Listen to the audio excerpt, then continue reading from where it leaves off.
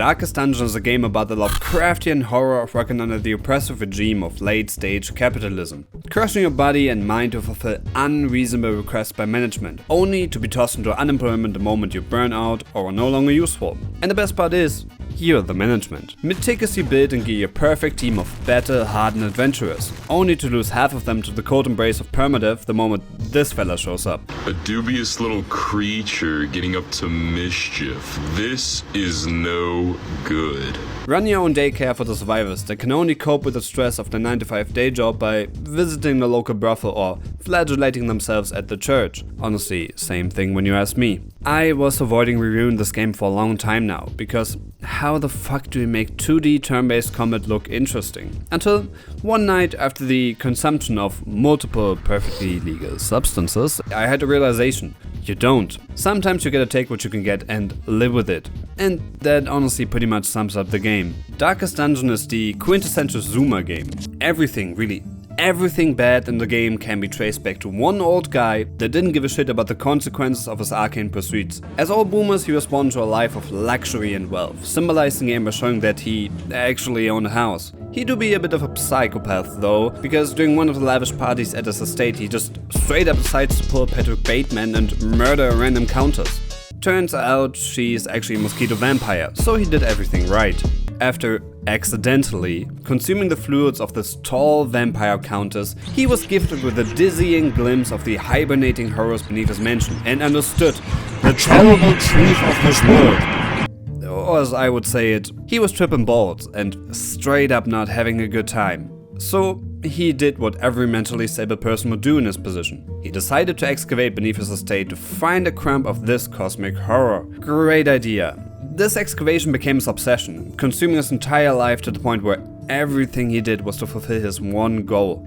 That does sound kinda relatable. If you ever wonder why one of the bosses in Darkest Dungeon exists, it's because the ancestor fucked shit up. Among other things, he's responsible for the creation of a kinda sentient race of pigs, drowning a ship's crew because he didn't want to pay them. Hello, how are you? I am under the water. Culling a village's population with the help of mercenaries and exiling a woman that taught him plant knowledge because she became too ugly.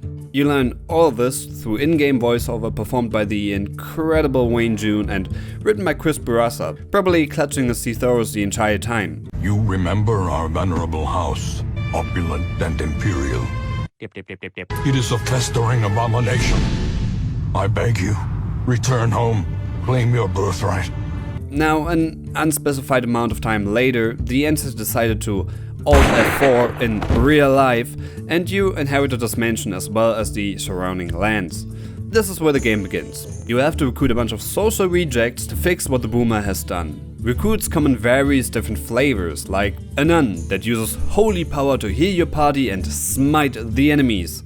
She was also excommunicated from the church due to her being just way too horny. Abomination, a straight up furry that vomits on your enemies and has the option to enter his fursuit to gain new abilities and additional stats. However, doing this will induce high levels of stress to your entire party and may cause them to straight up go insane. I wonder, what does Red Hook mean by that? Plague Doctor, best girl and absolute nerd. Probably one of the more popular characters in the game based on aesthetics, her strong kit of abilities and the content you can find outside of the game. Houndmaster, a non-corrupt cop that is not partaking in torturing innocent people, which of course makes him a social outcast in the police force. He also got a dog, which automatically makes him one of the best characters in the game. Crusader, trained to reclaim the Holy Land. Leave your family behind, they are nothing but dead weight in the pursuit of heavenly gains.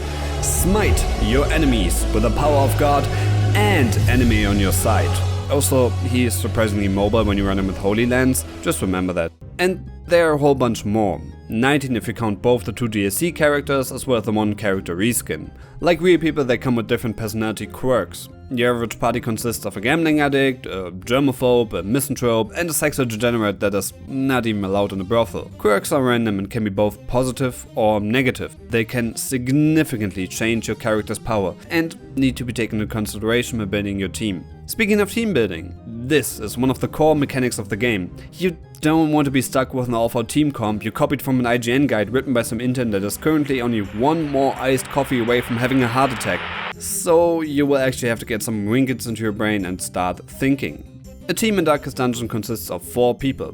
You usually want your team members to fulfill different roles, like damage, support, heal slot, you know, the usual stuff. All heroes have 8 different abilities, of which you can choose 4 before you go into battle, like you're a Pokemon trainer and this bearded bounty hunter is your Pikachu. Having so many different abilities is great, because you can mold your characters according to your team's needs. And you will definitely need to do that, because depending on where you're going, you want to bring different teams and abilities. To cleanse the land of corruption and eventually conquer the Darkest Dungeon itself, you will go on expeditions to different magical places, like Detroit, swarming with PCP skeletons and filled with rubble. You probably don't want to bring a heavy bleed team here, because skeletons don't have blood. Warrens, these are basically the Paris catacombs of the village.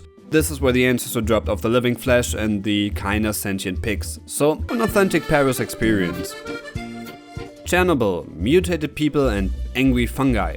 And then we have a humid place full of pale fish people that partake in strange rituals and like to use their pointy appendages to cause a nasty bleed to whoever went to the wrong part of their home. I'm of course talking about the Cove.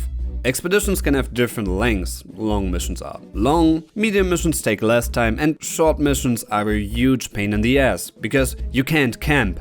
For a game about fighting eldritch horrors, camping is a surprisingly important mechanic, allowing you to heal HP, stress and buffing your party.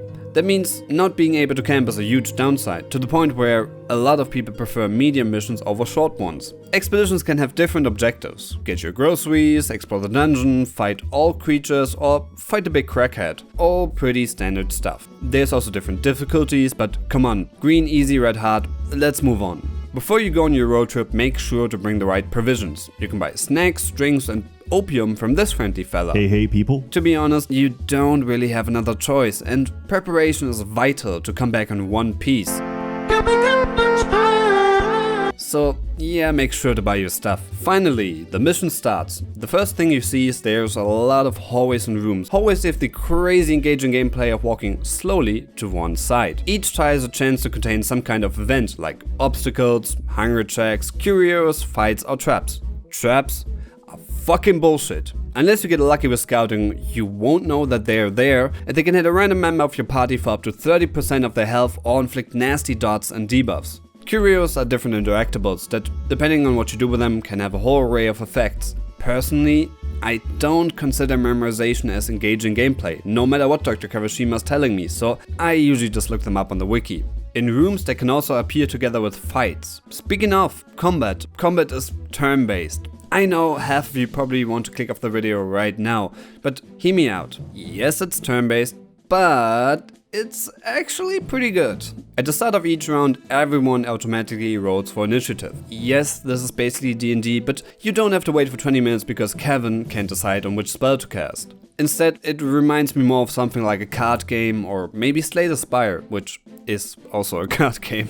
A lot of your time will be spent on trying to mitigate damage and enemy attacks in general. There are a bunch of different strategies you can go for here. Heavy control, where you stun enemies and whittle them down with bleeds or blight, pure burst damage to neutralize key targets quickly, or a strong defensive team with lots of healing are all possibilities.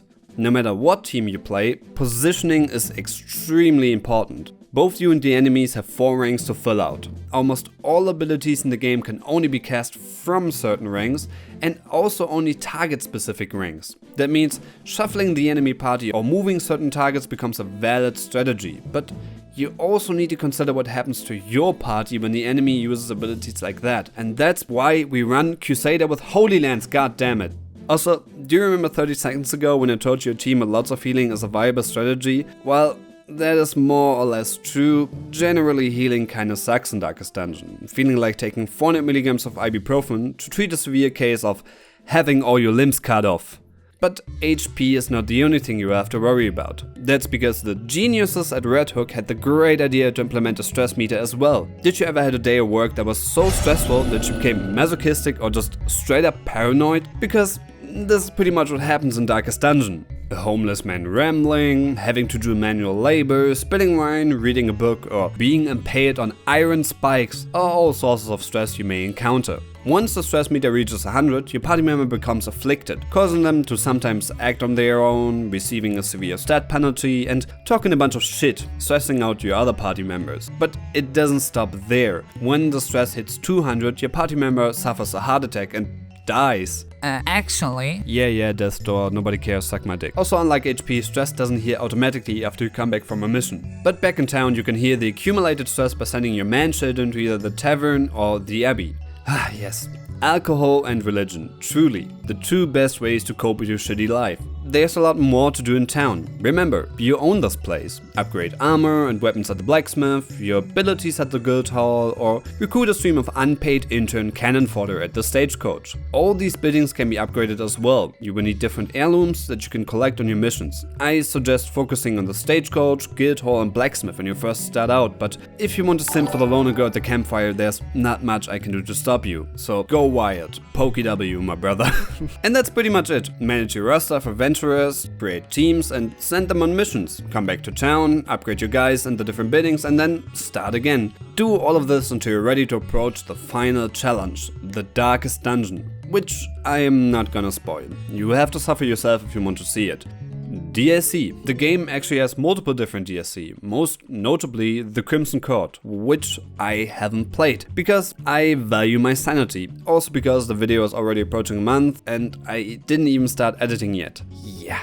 You don't really need any DLC, and it's actually recommended to play without Crimson Court on your first run, but you can pick up the game with all DLCs for about $10 during a sale, so I suggest you do that, because the new classes are pretty cool. You can enable and disable DLC individually in the game for each save file, so there's no downside to having them. I also suggest you buy the game on Steam, because this game has full Steam Workshop support. Mods can drastically enhance your gaming experience, and Darkest Dungeon has a wide variety of colorful mods to customize your dungeon crawling adventure. Although, if you truly want to go full degenerate, you will have to search outside of the Steam Workshop. I personally recommend larger roster, because having a larger selection of unpaid laborers makes the game just so much more enjoyable. There's also a huge variety of different class mods to be found, so you can finally fulfill your dream of fighting demons as a TF2 engineer or Christina Kirchner, Vice President of Argentina. Jesus Christ. So, Darkest Dungeon is an unforgiving yet strangely addicting turn-based RPG. Seeing your characters die from the consequences of your own actions may not be appealing to the average gamer, but the constant anxiety makes succeeding so much sweeter. This anxiety is amplified big time through the oppressive atmosphere that cloaks the entire game. Music, art style, and voice acting work together to create something that feels so much more alive than just a 2D turn-based game. Devastating blow. This is not a game for everyone. You can't just unga-bunga your way through it, and the reviews definitely reflect that. But if you have your brain force already and if it clicks with you, this is absolutely fantastic. It's also great if you're older and want to understand why the young people are always so dang angry about everything. It's because of you, or if you own a PS Vita and desperately need something new to play. I give it 4 STD snares out of 5 funny wine skeletons. And that's it. Hey, it's me. And definitely not some random guy from Fiverr paid to record this video so I can do a voiceover. Thanks for watching my video. If you want to escape reality for just a little bit longer, you can check out my video about Whisk of Rain. Or if you have the primal urge of farming coursing through your bloodstream, you can check out my video about Walker 3 Farm TD. More content to come. See you in the next one.